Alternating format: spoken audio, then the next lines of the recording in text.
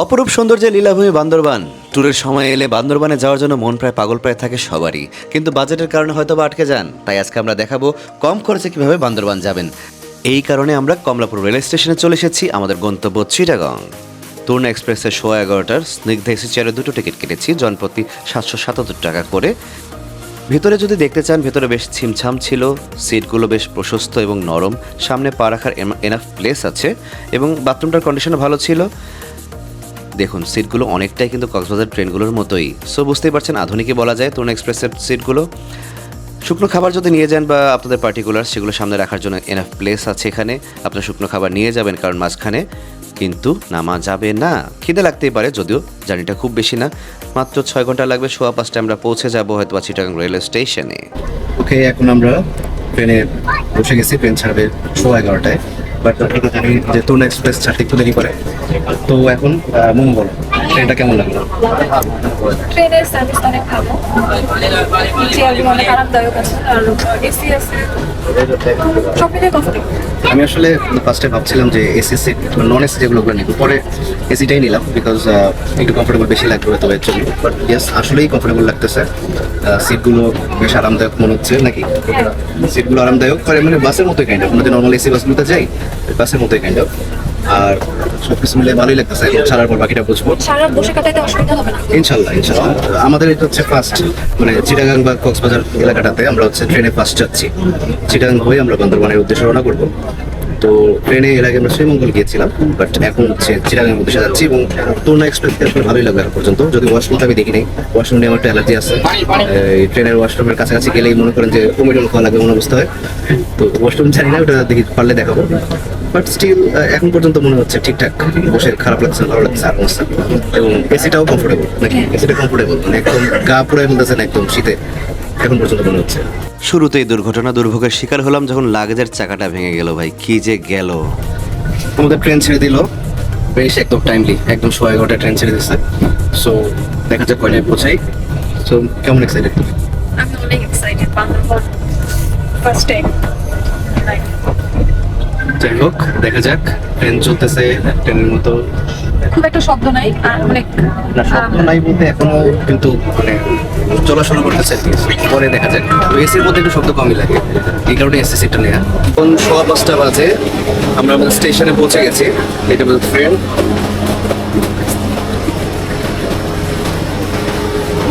Chittagong rail station. 5:15, 11:30 থেকে 5:15, ঠিক 6 ঘন্টা কাটায় টাইমে তরুণ এক্সপ্রেস আমাদেরকে নামাই দিল। ট্রেনে আমাদের বেশ শীত লাগতেছিল, আসলে বেশ ঠান্ডা লাগতেছিল, বাট এসি কন্ট্রোল করতে পারি নাই। সবগুলো এসি কন্ট্রোল করার মতো সিস্টেম নাই। আর অনেকে গায়ে দেখলাম ব্ল্যাঙ্কেট, আমরা ব্ল্যাঙ্কেট কোথা থেকে পাইছি সেটা বুঝিও নাই। আর যেটা হচ্ছে যে তারা ব্ল্যাঙ্কেট দেয় কিনা সেটাও আমরা জানি না আসলে। এবং তেমন কোনো লোক যারা সহযোগিতা করতে পারে তাদেরকে আমি দেখি নাই, আশপাশে ঘুরতেছে আসছে বা আছেও। যে ঘুম আসছিলাম বাট দেখি নাই। সেটা ওখানে খেয়াল রাখবেন, একটা ব্ল্যাঙ্কেট সাথে রাখবেন পাতলা, কারণ স্নিগ্ধাতে বেশ ভালো এসি, ভালো ঠান্ডা, শীত ধরে যায়। তবে তাদের সমস্যা আছে, তাদের সমস্যা হতে পারে। তো ওকেই, আমরা এখন বান্দরবান রওনা করার জন্য কীভাবে যাই দেখি। নতুন ব্রিজে যাওয়ার উদ্দেশ্যে আমরা একটা অটো রিক্সা নিলাম, ভাড়া 50 টাকা। এখান থেকে অন্যভাবে যাওয়া যেত, বাট যেহেতু আমাদের লাগেজ ইনজুর্ড হয়ে গেছে, আমরা ডাইরেক্ট অটো রিক্সা নিয়ে নিলাম। ভালোই হলো, 50 টাকা নিয়ে যেতেছি অটো রিক্সার মধ্যে। দেখা যাক নতুন ব্রিজে যেয়ে আমরা বান্দরবানের বাস ক্যাচ করার ট্রাই করবো। এই তো এখন আলো ফুটে নাই, ভোরের রাস্তা চিটাগাং, ভালোই লাগতেছে। ভাঙা লাগেজটা নিয়ে অনেক টেনশন থাকা সত্ত্বেও ভোরের এই জার্নিটা কলেজাটা ঠান্ডা করে দিচ্ছিল।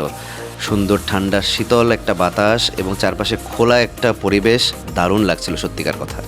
10 থেকে 15 মিনিটের মাথায় নতুন ব্রিজের কাছে চলে এসেছি। এখানে পুরবীর কাউন্টার দেখা যাচ্ছে, তার পাশে একটা কনফেকশনারি, ওই পাশে আছে মার্সার কাউন্টার। এখানেই পুরবী পূর্বানি আধা ঘন্টা পর ছাড়ে। মোমো বলো কেমন লাগতেছে? আমরা এখন পুরবীর সামনে, বাস এখন আসে নেই। ভালো তো লাগতেছে অনেক, বাট একটা প্যারাদায়ক পরিস্থিতিতে যে পড়ে গেছি, এই পরিস্থিতি থেকে অবস্থাটা অবস্থাটা এমন, আসলে ব্যাগ ঠিক করার অবস্থাও নাই, এখানে চারপাশে কিছু নাই, অনেক ভোর। হ্যাঁ, মানে পুরো একদম কুলিদের মতো অবস্থা হয়েছে আজকে, মানে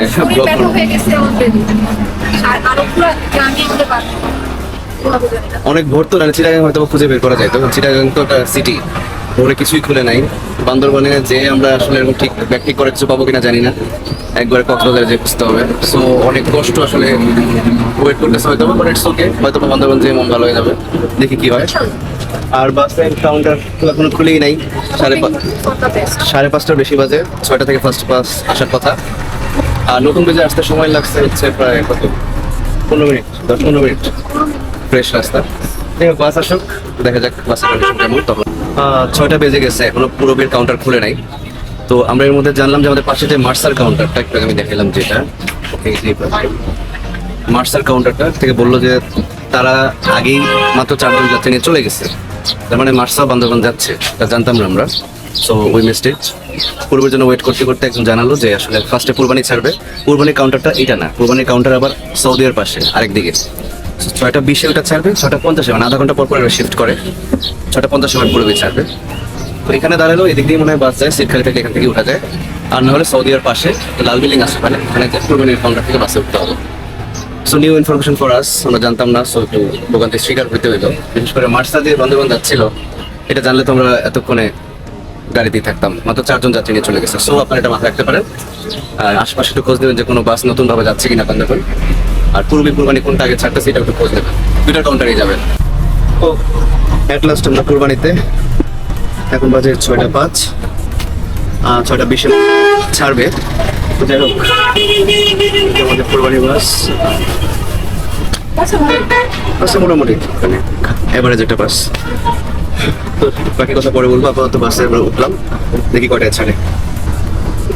একবার আমি গিয়েছিলাম পাহাড়ি অঞ্চল, পাহাড়ি কন্যারে তোর চোখ দুটো ছল ছল জল। দুপাশের মনোরম দৃশ্য দেখতে দেখতে বাসটা যে কখন চিটাগাং থেকে বান্দরবানের কাছাকাছি চলে যাচ্ছিল আমরা টেরই পাচ্ছিলাম না। সত্যি এই জার্নিটা এত দারুণ, সিনারিগুলো দেখলে আসলে মন ভরে যায়, টাকা উসুল হয়ে যায়। সত্যি আপনারা এটা অনেক বেশি এনজয় করবেন। যদিও বাসের সিটটা আমার জন্য আনকমফোর্টেবল ছিল, ঘাড় ব্যথা করছিল, এক সাইডে হাতলটা ভাঙাও ছিল, বাট ইটস ওকে, জার্নিটা যেহেতু কম সময়ের, সো এটা মেনে নেওয়াই যায়। আমাদের জনপথে টিকিট ভাড়া ছিল 150 টাকা, কিন্তু 150 টাকায় মোটামুটি সিট ঠিকঠাকই আছে। বাজি ও তোমায় আমি পাইতে পারি জল, কেন চোখে জল, বল মেয়ে তুই বল। ওকে, আমরা 8টার সময় নামলাম আমাদের কুরবানি বাস থেকে, 1.5 ঘন্টা সময় লাগলো। এটা একটা ইনফরমেশন, অনেকেই ভিডিওতে দেখলাম বললো 2 ঘন্টা লাগে, আর 1.5 ঘন্টা লাগবে, মোটামুটি কাটাই 1.5 ঘন্টা। তারপর এখান থেকে একটা অটো নিলাম, শহরের দিকে যাচ্ছি। তো হালকা নাস্তা করে আমরা আমাদের স্কুলের উদ্দেশ্যে রওনা করবো। তো আমাদের ব্যাগ ঠিক করতে পারবে এখানে, কিন্তু ঠিক করা হলো না, কারণ হচ্ছে সব জিনিসপত্র নামায় তারপর ঠিক করতে হবে। সো আলটিমেটলি হোটেলে আমাদের চেক ইন করার পর পরে আবার আমরা না করার জন্য ও সিএনজিকে তো কাগজ সরবরাহ করা লাগে, তার আগে তো করতে পারবে, এটাও করতে পারবে। দেখি এটাও ব্যবস্থা হবে, নীলাচল তো বেশি দূরেও না। যাই হোক, তারপর তো আমরা নাস্তা করি, পরে ব্যাগের ব্যবস্থা করতে হবে আবার। আর সিএনজি আমার ভাই বান্দরবানে আসার রাস্তাটা খুবই সুন্দর, একদম এঁকে বেঁকে সাপের মতো আঁকা, কখনো উঁচু আবার কখনো একটু নিচু। আজকেই খুললো বান্দরবান, 7 তারিখ, আজকে বান্দরবান। আমার বাস এক্সপিরিয়েন্স বলতে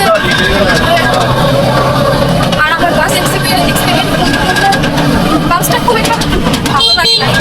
প্রথমে ভাবছিলাম যে ঠিক আছে, বাট পরে চলতে বাসটা হ্যান্ডেল, সাইডের হ্যান্ডেল ছিল না, তারপরে ভাঙা ছিল, তারপরে সিটটাও একটু উঁচু নিচা ছিল। আমি ঠিক মতো বুঝতে পারছি, বাট আমার হাজবেন্ডের সমস্যা আছে। যাই হোক, ভাড়া ছিল 150 টাকা বাসের ভাড়া, এই অনুযায়ী যা হয়েছে ব্যাপার না। আমরা এখন দেখি আমরা ব্যাগটা ঠিক করতে পারি কিনা আগে।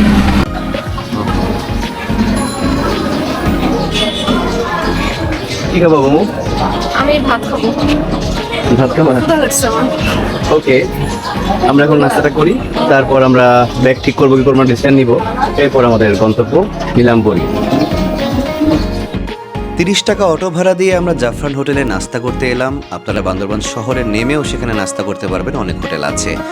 জাফরান হোটেলের ভেতরটা গোছানো, মোটামুটি পরিষ্কারই বলা যায়, মানুষ টুকটাক আসা শুরু করেছে। এটার পজিশনটা যদি আমি আপনাদেরকে একটু ক্লিয়ার করে বলি, এখানে রূপালী ব্যাংকের যে বান্দরবান শাখাটা আছে তার ঠিক অপোজিটেই জাফরান হোটেল। ওদের খাবার কেমন ছিল সেটা নিয়ে এখন একটু কথা বলা যাক। সকালের নাস্তা আমরা নিয়েছি ডিম খিচুড়ি, সাথে মুরগির ঝোল আছে, আর আমি ভর্তা চাইছি। আমার ভর্তা ভালো লাগে খিচুড়ির সাথে। তো টেস্টটা আমি মনে জিনিস করবো, টেস্ট কেমন বলো? ভালো। তুমি খিদা চলে বলতেছো নাকি? খিদে তো প্রচুর খিদা লাগছে, ভালো লাগছে, হয়তো খিদার জন্যই ভালো লাগছে। আর খিচুড়ির কথা কি জানি বললে, কি টাইপের খিচুড়ি? খিচুড়িটা বললাম যে এটা একটা ওই যে বাসি পোলাওর সাথে আমরা যে ডাল মিক্স করে দিচ্ছি, এটা আসল খিচুড়ি না। আমরা যেভাবে ডাল, ভাতের চাল বা পোলার চাল ডাল মিক্স করে রান্না করি কষায়, সেটা না। ওকে ওকে, আমি টেস্ট করি, তারপর দেখি কি অবস্থা। খাওয়ার পর একটা চা খেলাম, চাটা বেশ টেস্টি, আমার কাছে ভালো লাগছে। বাট খিচুড়ি পার্সোনালি আমার কাছে খুব একটা ভালো লাগেনি, বাট চাটা খেয়ে ভালো লাগছে, চাটা মজা। আপনারা এখানে আসলে চা ট্রাই করতে পারেন। অবশেষে আমাদের আহত লাগেজটা ঠিক করার জন্য কারিগর খুঁজে পেলাম। আমাদের সিএনজি ড্রাইভার হেল্প করেছেন, that's a great news for us. অবশেষে সব কল্পনার পরে আমাদের ব্যাগ ঠিক করার পরে আমরা নীলাচলের উদ্দেশ্যে, আমাদের নীলাপুর রিসোর্টের উদ্দেশ্যে রওনা করছি। আমাদের সিএনজি উপরে থেকে উঠতেছে, আর আমরা ফিল করতেছি the gas Bandarban is calling. একবার আমি গিয়েছিলাম পাহাড়ি অঞ্চল, পাহাড়ি কন্যারে তোর চোখ দুটো ছল ছল। একবার আমি গিয়েছিলাম। নীলাচলের উদ্দেশ্যে আমরা সিএনজি ঠিক করেছি 300 টাকায়। আমাদের আব্দুল মালেক ভাই আমাদের সিএনজি চালক, তিনি আমাদেরকে নিয়ে যাচ্ছেন অপরূপ সৌন্দর্য রাস্তা উপভোগ করতে করতে আমরা যাচ্ছি। সত্যি এটা ছিল অতুলনীয় এক অভিজ্ঞতা যা আমরা আগে কখনো পাইনি। তুই বল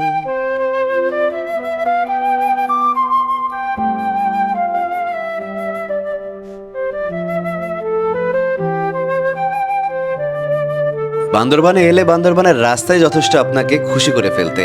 এখানে রাস্তার যে সৌন্দর্য, উঁচু নিচু, দারুণ একটা থ্রিল ফিলিং, রোলার কোস্টারের মতো, আর দুই পাশে সবুজ আর পাহাড়ের যে বিচিত্র সৌন্দর্য, এটা আপনাকে সত্যি ফিল করাতে বাধ্য করবে যে আপনি সৌন্দর্যের এক অপরূপ লীলাভূমি, একটা স্বর্গীয় লীলাভূমিতে মাত্রই পা ফেলেছেন। সামনে না জানি কি অপেক্ষা করছে আপনার জন্য।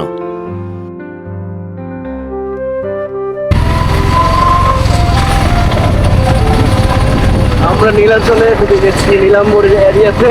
ওই যে দূরে আমাদের নীলাম্বরের রিসোর্ট। 20 মিনিটের মধ্যে নীলাচলে ঢুকে পড়েছি। ঢোকার সময় যে অদ্ভুত থ্রিল ফিল করেছি সেটা ভাষায় প্রকাশ করার মতো না। প্রায় 2500 ফিট উপরে আপনি অবস্থান করছেন, সবুজের সমারোহ আর বিশাল বিশাল বড় পাহাড় আপনাকে নীলাচলে সুস্বাগতম জানাচ্ছে। এই যে কি এক অদ্ভুত অভিজ্ঞতা। এই ছিল কম খরচে বান্দরবান আসার অভিজ্ঞতা। আপনারাও চলে আসুন, এখন তো বাজেট আর ফ্যাক্ট না। এর পরবর্তী পর্বে আমরা নীলাম্বরের রিসোর্ট দেখব এবং পাশাপাশি বান্দরবানের কোথায় কিভাবে ঘুরলাম সব আপনাদের জানাবো।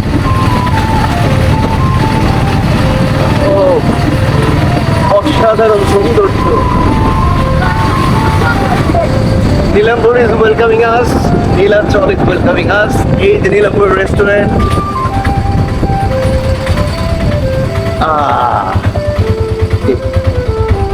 আমরা নীলাম্বর রিসোর্টের সামনে পৌঁছে গেছি।